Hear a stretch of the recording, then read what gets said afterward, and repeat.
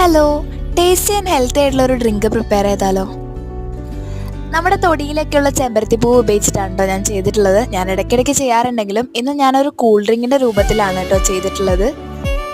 ഇതിൽ ഒരുപാട് ആൻറ്റി ഓക്സിഡൻസും വിറ്റാമിൻസും ഉണ്ട്. ഇത് വെയിറ്റ് ലോസിനൊക്കെ ഒരുപാട് ഹെൽപ്പ് ചെയ്യും കേട്ടോ.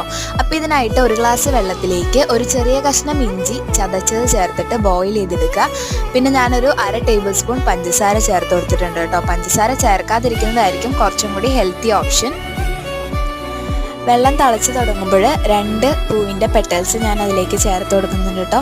അതൊരു പിങ്ക് അല്ലെങ്കിൽ ഒരു ബ്രൗൺ കളറായി കഴിയുമ്പോൾ നമുക്ക് ഫ്ലെയിം ഓഫ് ചെയ്തിട്ട് അരിച്ച് അത് വേറൊരു ഗ്ലാസ്സിലേക്ക് മാറ്റാം.